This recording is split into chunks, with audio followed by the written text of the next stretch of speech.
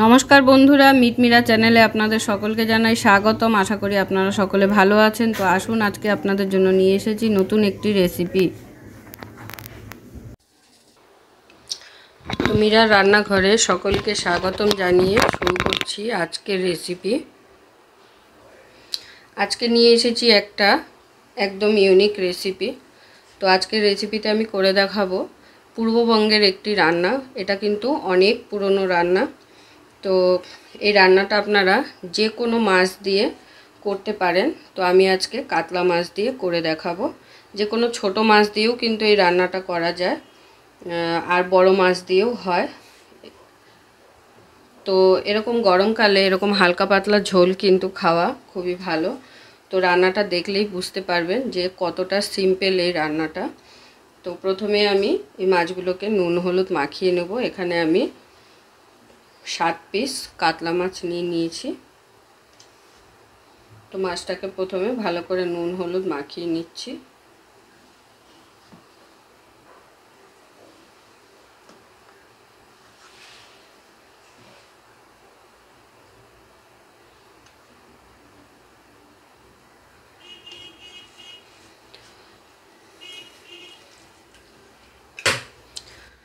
তাহলে দেখুন, নুন হলুদ কিন্তু আমার মাখিয়ে নেওয়া হয়ে গেছে মাছগুলো। এবারে মাছগুলো একটু রেখে দিচ্ছি, ততক্ষণে আমি একটি মশলা রেডি করে নেব। তো এই রান্নাটা হলো কাসন পোড়া ঝোল বলা হয়। তো সেটাই আজকে আপনাদের করে দেখাবো।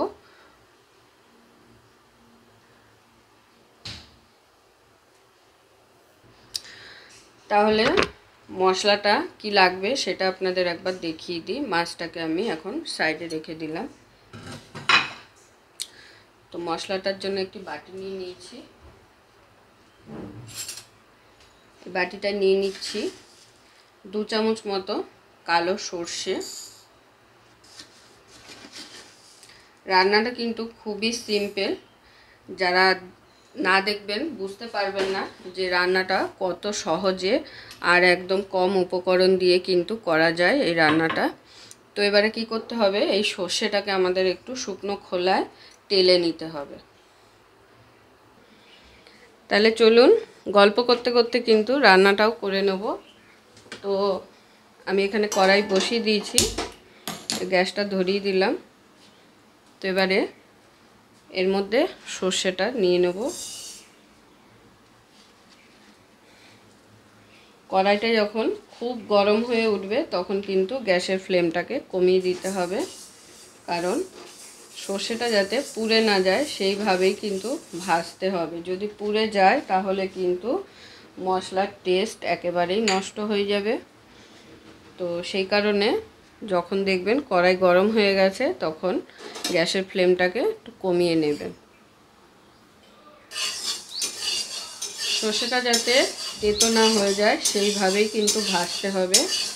কড়াই যখন খুব গরম হয়ে যাবে তখন দেখবেন ওরকম ফুটফুট করে ফাটা শুরু হয়ে যাবে। তো তখনই বুঝতে পারবেন যে সর্ষেটা খুব ভালোভাবে শুকনো খোলায় ভেজে নেওয়া হয়ে গেছে। তো এবারে গ্যাস আমি কিন্তু অফ করে দিয়েছি। অফ করার পরেও আমি 2 থেকে 3 মিনিট নেড়ে নিলাম। এবারে এটাকে নামিয়ে নেব। তো ছোট একটা এরকম হামল দিস্তা নিয়েছি, এর মধ্যে এবারে আমি সর্ষেটাকে ঢেলে নিচ্ছি।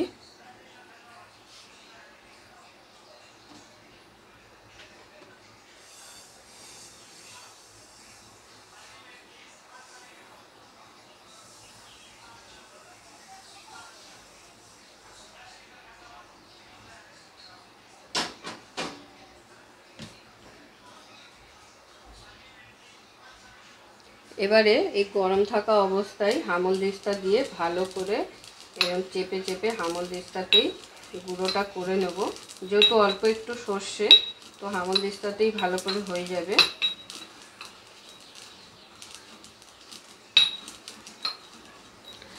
তাহলে দেখুন, খুব সুন্দরভাবে কিন্তু আমি পেস্টটা তৈরি করে নিয়েছি।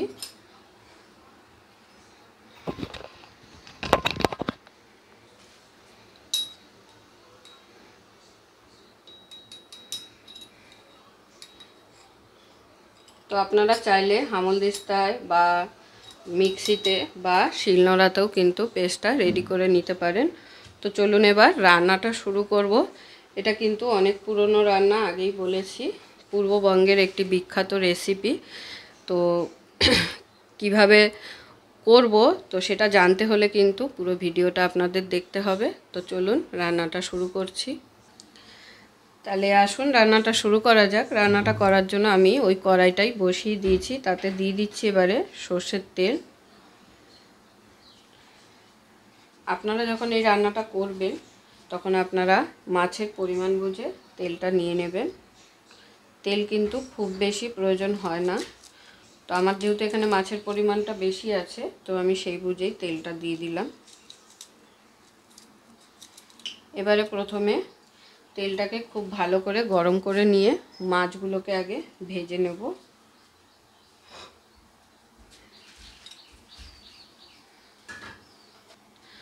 তো এবারে মাছগুলোকে ভেজে নেব। তেলটা কিন্তু খুব ভালোভাবে গরম হয়ে গেছে, তেল থেকে ধোঁয়া উঠছে। তো মাছগুলো ভাজার আগে কড়াইতে দিয়ে দিচ্ছি 1 চিমটে নুন। এতে করে কি হবে, মাছগুলো কিন্তু খুব সহজেই কড়াইয়ের গায়ে লাগবে না, আলাদা হয়ে যাবে। তো নুনটা দিয়ে একটু ভালো করে নেড়ে দিলাম। নেড়ে দেওয়ার পরে এবারে মাছগুলোকে এক এক করে দিয়ে দেবো।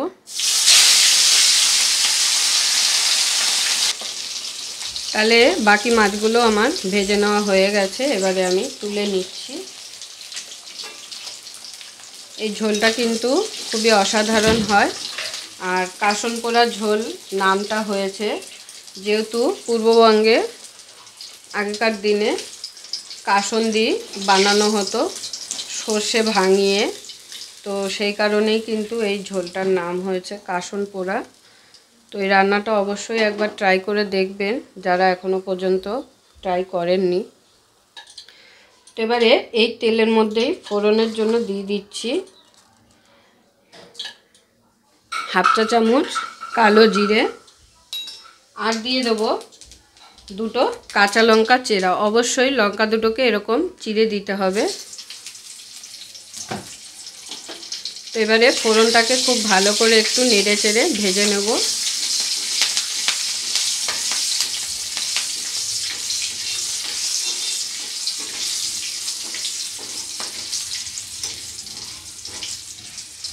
তো ফোড়নটা খুব ভালো করে ভেজে নেওয়া হয়ে গেছে।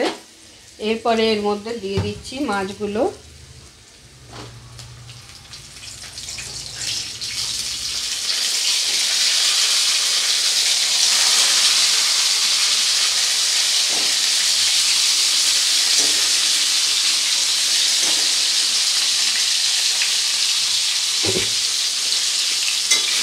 এই সময় কিন্তু গ্যাসের ফ্লেমটাকে কমিয়ে রাখতে হবে। এবারে দিয়ে দিচ্ছি এর মধ্যে পরিমাণ মতো নুন,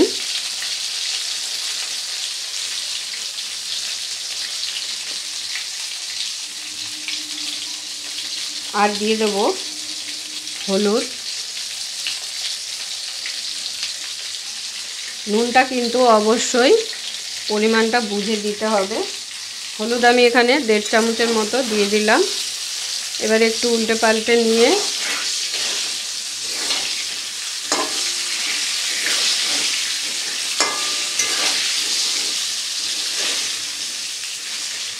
দিয়ে দেবো এর মধ্যে জল।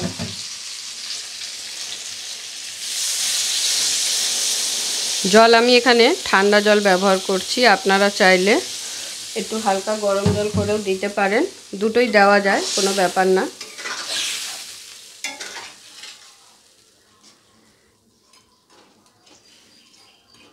তো এবারে ঝোলটাকে একটু ফুটে ওঠার অপেক্ষা, ফুটে উঠতে দেব।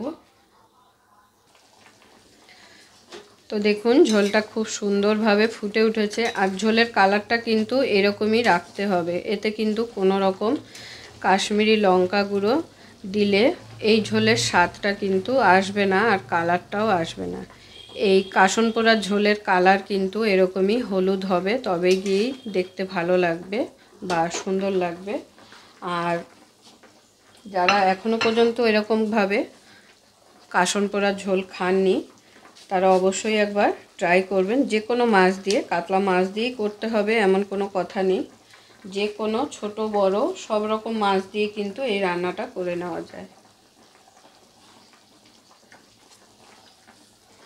তো এটাকে এখন 5 থেকে 7 মিনিট একটু ফুটিয়ে নেব ভালো করে আগে, যাতে ঝোলের সঙ্গে মাছগুলো খুব ভালোভাবে মিশে যায় বা মাছটা একটু ঝোলে ফুটে ভালো করে নরম হয়ে যায়। যেহেতু মাছগুলো খুব বেশি ভাজা হয়নি, হালকা করে ভেজে নেওয়া হয়েছে, তো একটুখানি 5 থেকে 7 মিনিট এটাকে ভালো করে ফুটিয়ে নিতে হবে আগে। তো প্রায় 5 থেকে 7 মিনিট আমি ঝোলটাকে খুব ভালো করে ফুটিয়ে নিয়েছি। এবারে এর মধ্যে দিয়ে দেবো সর্ষে গুঁড়োটা, যেটা গুঁড়ো করে নিয়েছিলাম। তো সর্ষে গুঁড়োটা এবারে দিয়ে দিচ্ছি এর মধ্যে।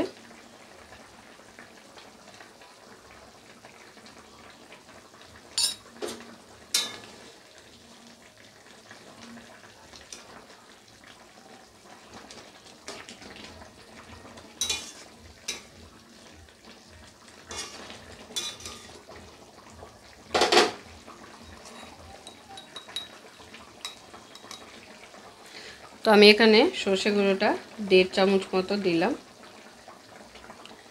যদি মাছ কম হয় সেক্ষেত্রে একটু কম দেবেন, পরিমাণ বুঝেই দিতে হবে।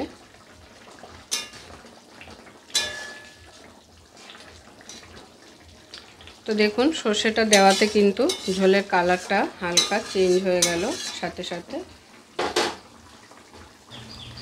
সর্ষেটা দেওয়ার পরে কিন্তু বেশিক্ষণ ফোটানোর প্রয়োজন হয় না। তো এবারে আমি দিয়ে দিচ্ছি 2টো কাঁচা লঙ্কা আর দিয়ে দিচ্ছি একটু ধনেপাতা কুচি। এটা অপশনাল, আপনারা যারা পছন্দ করেন তারা দিতে পারেন, আর যারা অপছন্দ করেন তারা এটাকে স্কিপ করে যেতে পারেন।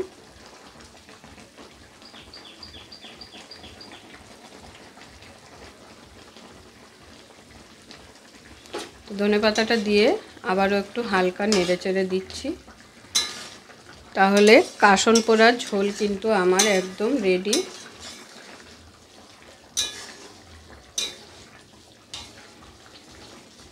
তো দেখতেই পেলেন কত সহজে আর একদম কম উপকরণ দিয়ে কিন্তু এই রান্নাটা করে নেওয়া যায়। আবারও বলছি, যারা এখনও পর্যন্ত এই রান্নাটা খাননি সকলকে বলবো অবশ্যই একবার ট্রাই করতে। যে কোনো মাছ দিয়েই কিন্তু পুরো ভিডিওটা দেখার জন্য সকলকে অসংখ্য ধন্যবাদ। এরকম আরও নিত্য নতুন ভিডিও দেখার জন্য চ্যানেলটি অবশ্যই সাবস্ক্রাইব করে নেবেন আর পাশে থাকা বেল আইকনটি প্রেস করে নেবেন নতুন রেসিপির আপডেট পাওয়ার জন্য। তো সবাই ভালো থাকবেন, সুস্থ থাকবেন। আবারও দেখা হচ্ছে আপনাদের সাথে নতুন একটি রেসিপি নিয়ে।